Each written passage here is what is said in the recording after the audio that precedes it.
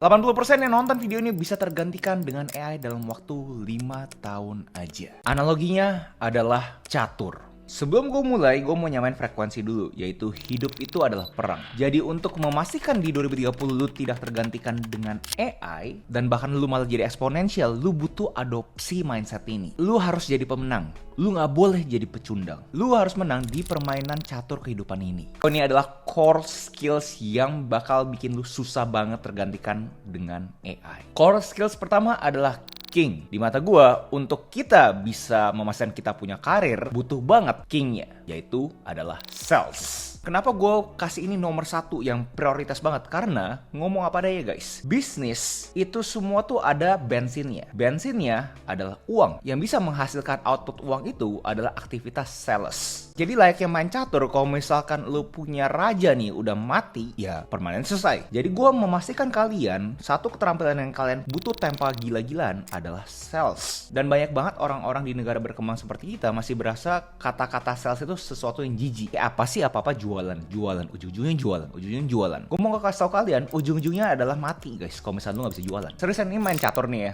raja lu kalau misalnya udah gak ada raja, itu selesai guys main gamenya. Jadi layaknya juga sales gitu. Kalau misalnya lu kagak ada sales lu mati, bisnis lu juga mati, karir lu juga mati. Dan buat kalian kagak berasa jijik, gue mau kasih tau kalian ya, sales itu bukan cuma promosi lu ya. Ada skill di sales yang namanya itu persuasif. Kita tuh harus bangun yang namanya trust. Gue selalu bilang ke orang, kalau misalnya lu mau jadi sales yang jago, lu harus ngerti grafis ini.